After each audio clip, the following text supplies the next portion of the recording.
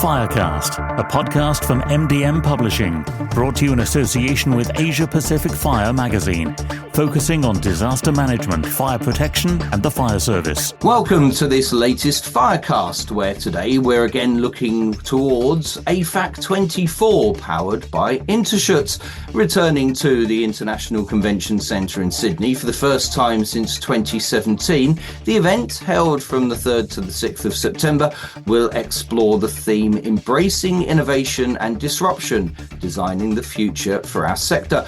Now the programme will feature a wide variety of content, including exhibition details, inspiring keynotes and invited speakers. AFAC24 will explore how new technologies, research and approaches to emergency management are integral to reducing the complex risks that face the sector and help build resilience for the future. AFAC24 is proudly hosted by ACT Emergency Services Agency, ACT Parks and Conservation Service, Fire and Rescue New South Wales, Surf Life Saving NSW Forestry Commission, New South Wales National Parks and Wildlife Service, New South Wales State Emergency Service and NSW Rural Fire Service. So this is the second of two podcasts we've got looking at the AFAC24 event, and this one is focusing on the exhibition. So let's meet our guests, Margaret Moreton, who's Executive Director of the Australian Institute for Disaster Resilience, and Rob Keane, who is AFAC24 Event Director.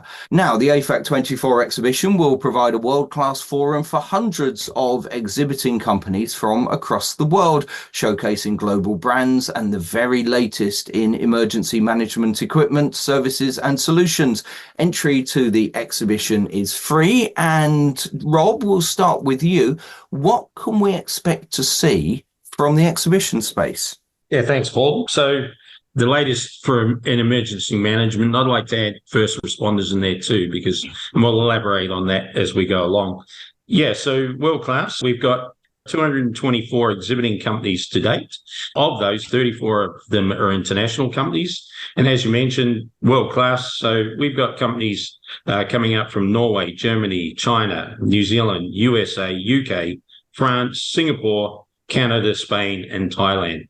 And I guess what they're going to be showcasing is the new advancements in technology, the latest equipment that's available. We'll certainly have live demonstrations, and I'll cover that later on. There'll be presentations also, free of charge for all exhibition attendees, information-packed materials, training information, and aerial solutions as well. So we cover from the ground to the sky. So I hope that gives you a bit of an opening. If I can just touch on what I mentioned before, I guess the history of the event, when I first picked it up in AFAC 16, it was known as the Red Truck and Uniform Show.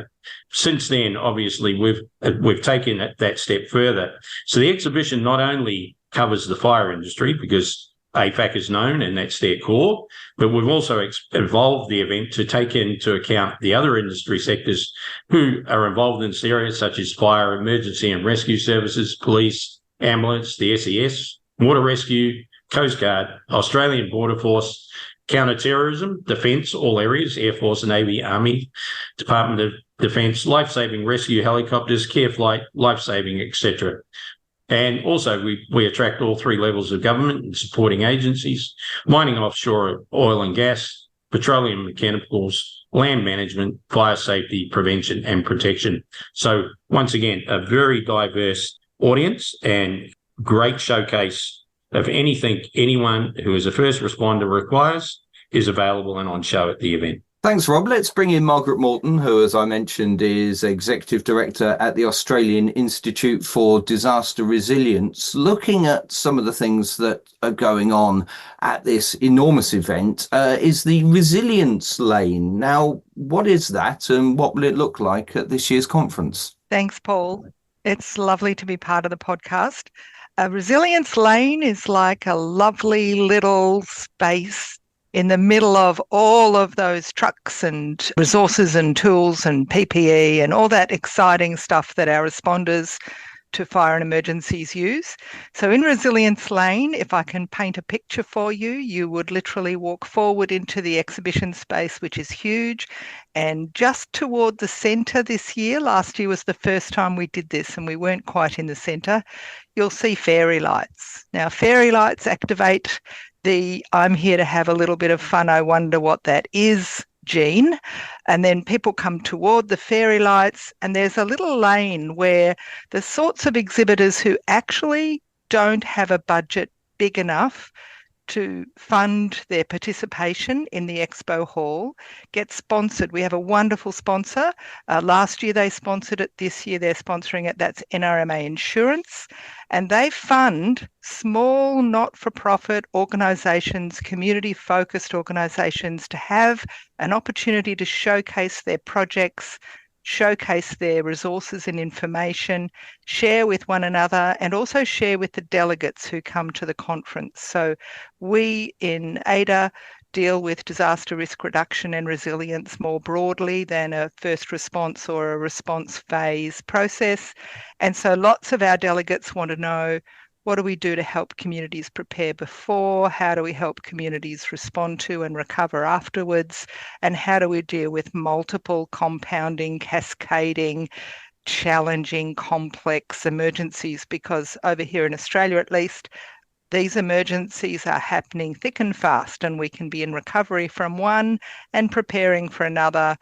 And that's quite normal here. So Resilience Lane is this lovely opportunity to meet, network, find out what's happening on the ground in communities and form relationships. It was a huge success last year. Last year was basically, we ran with it to see what we would do, and it became an absolutely gathering spot, a popular gathering spot for conversation. We're very excited about Resilience Lane. Well, that's fantastic. So that's for the not-for-profit and community-focused organisations to showcase their work and services. Rob, looking around, there's also the Solutions Theatre. Now, what does that offer conference participants? So the Solutions Theatre was introduced to the event for the frontline personnel and provide the exhibitors and sponsors the opportunity to present their latest developments, technology. What it does is provides a great place to get practical information in 20-minute doses. So the sessions are 15-minute presentation, 5-minute Q&A sessions, and we have a wonderful MC that actually runs that Solutions Theatre for us. Used to be in the fire brigade himself, so very attuned to getting the audience asking questions and getting involved. Industry leaders and experts present the solutions, so it's not one of us standing up there and giving it. So they come along, they bring some key personnel. And just to give you an example, some of the topics that are going to be covered this year: intelligent weather service, delivering critical insights, innovation into emergency. We've also got breaking data silos with city-scale digital twins, and also satellite-based fire intelligence. So once again, we cover a wide spectrum of topics, and that's only one of 25 that will be presented over the 3 days, and they'll run Tuesday afternoon, the Wednesday and the Thursday of the event.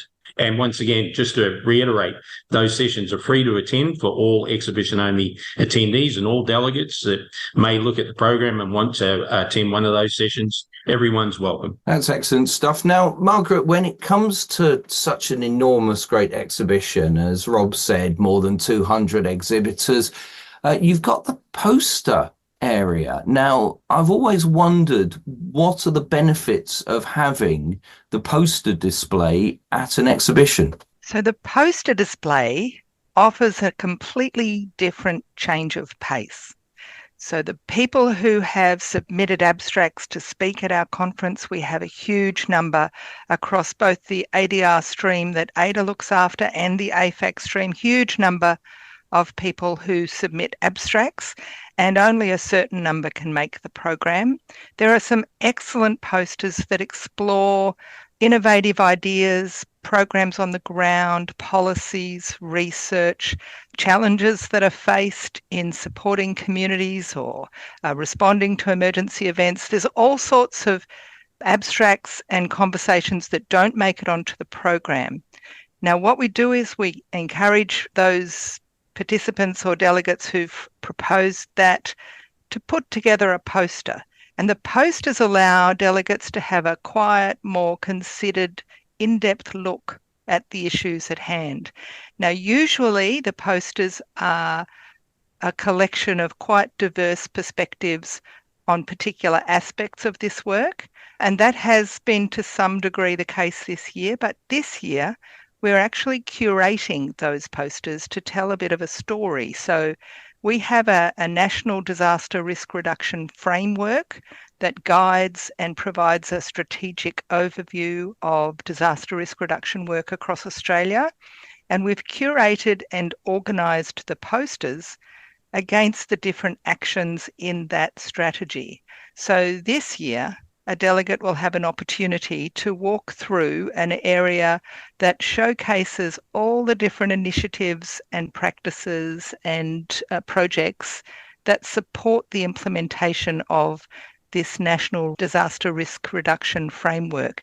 And that will tell a very powerful story of work that's happening from different sectors to make Australia a more resilient nation, which is a pretty exciting opportunity to come and contemplate, read, and absorb a deeper level of information.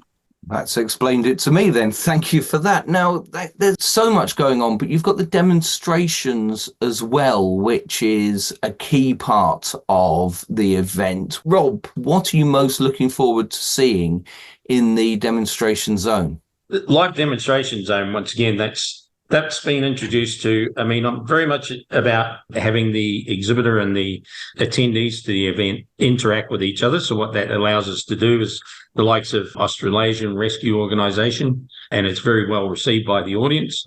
They create a vehicle crash scene to which their team then goes to extricating a person from the vehicle. I always thought it was a dummy in there, but it's actually a real person. So it was quite impressive to see that.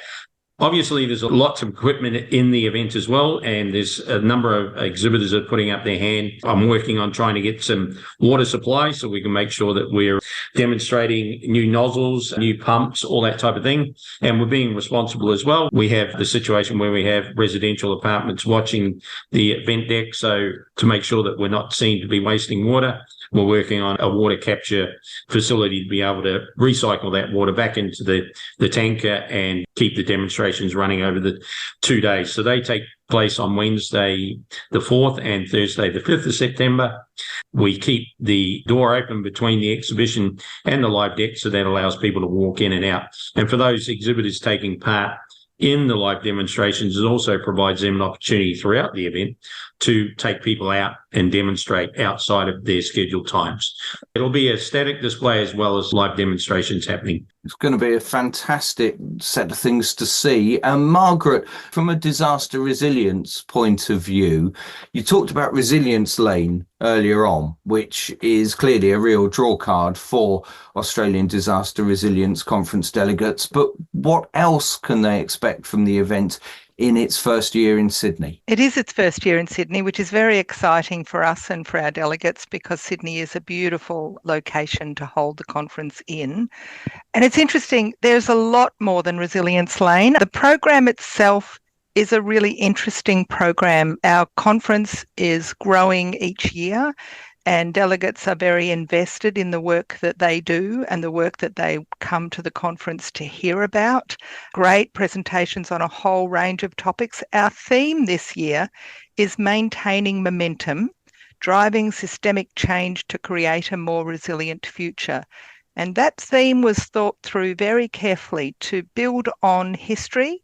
So there are presentations in the program about history, but also to acknowledge that we're creating a new future and there's an innovative element to the program. So there will be sessions on innovative thinking and creative practice. There's a focus on the future through young people and children and infants.